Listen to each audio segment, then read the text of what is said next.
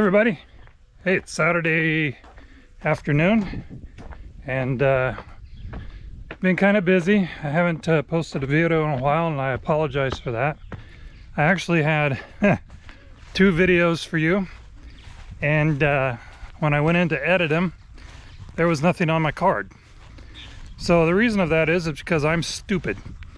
I hit the button on here for photo instead of video, and anyway, but I had a whole nice video set up because I've been telling you guys that I was going to do a revision on that bale wagon because those bales hanging up, you know, in the corner. Well, I can't put this down because I got the car in the way, but there's the revision. Remember I said the bales were hanging up on this here? Well, I had an old piece of metal. Actually, it was a old blade off of one of those old lawn tractor that I used to have, and I had those in my metal collection over there. So I basically, as you can see, mounted it on there with plow bolts and brought it around the edge of the curve here. It'll miss the chain down there.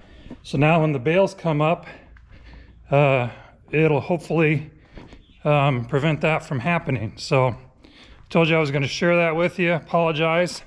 I was originally going to do some welding on that and decided, yeah, that was a no-go.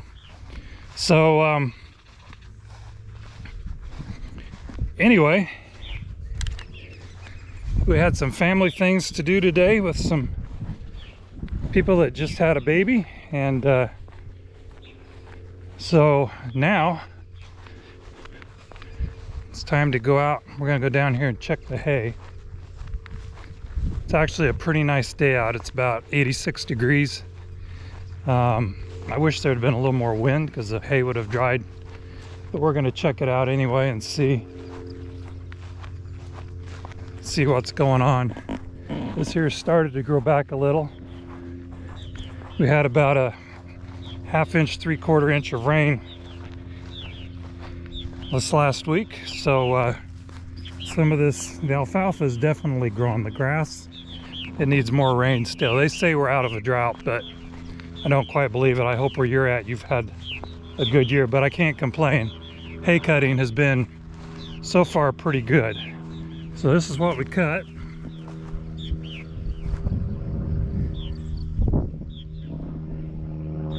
And as it looks pretty good. If it's dry, I'll bale tomorrow, not tomorrow evening, and pick up. And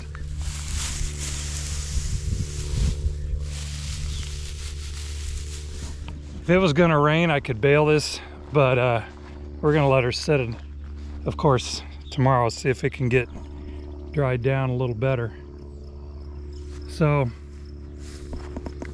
pretty good cutting. I'm guesstimating about 200 bales maybe there. This is what it looks like standing up. It's about anywhere from 12 to 18 inches tall. So yeah, that's drying down very well. I need to get this going because I'm not behind, but I'm not really on top of things either. So if I can get this wrapped out tomorrow and get another cutting next week done, which would be the bottom half of that. So I should have shared this with you from way before, but better late than never. I never figured it out till probably about 5 years ago, and I'll show you here when I get inside here. Just a minute, because I need my phone.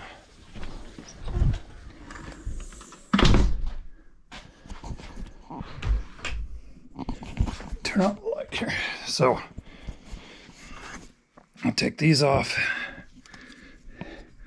put my eyes back on. So what you just seen was what I cut, and so this is what I have.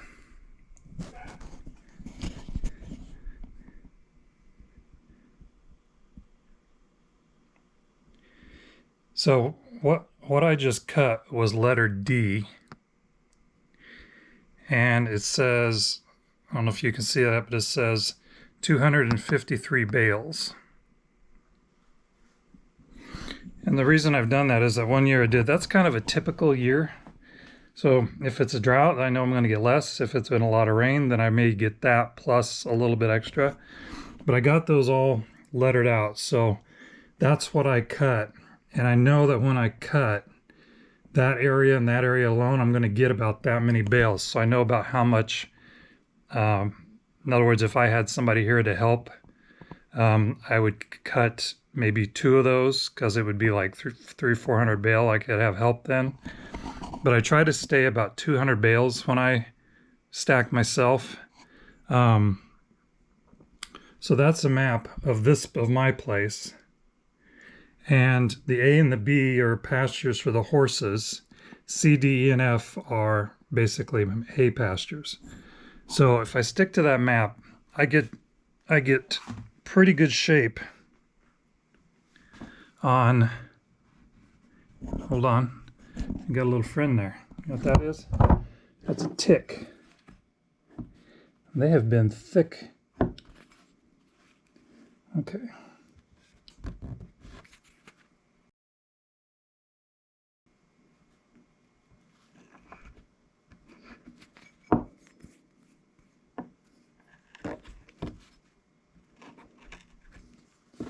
And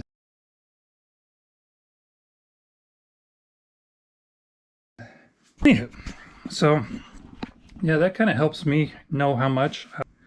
I also have one of my folks' place.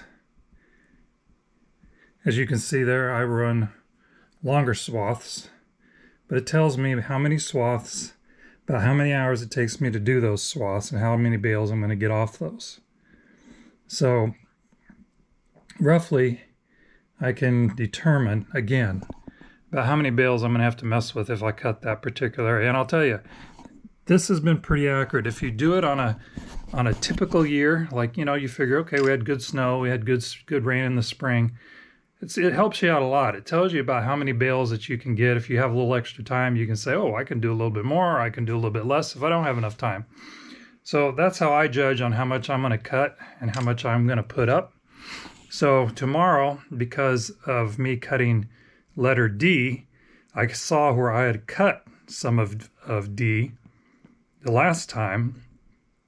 So it said 255 bales. And from what I got last time off of the other, I'm going to figure I have probably about 200 bales out there once I get it baled tomorrow. So we're going to find out how that works out for me tomorrow.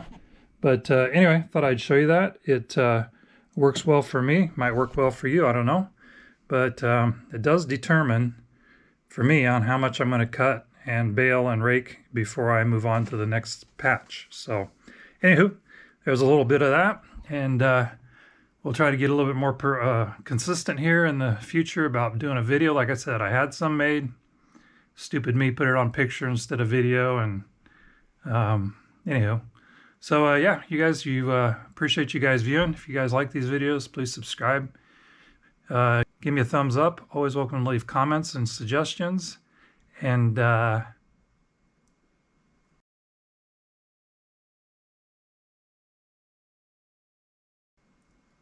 don't share it with anybody. I don't care. Yes, I do. Share it with somebody. Talk to you later. Bye.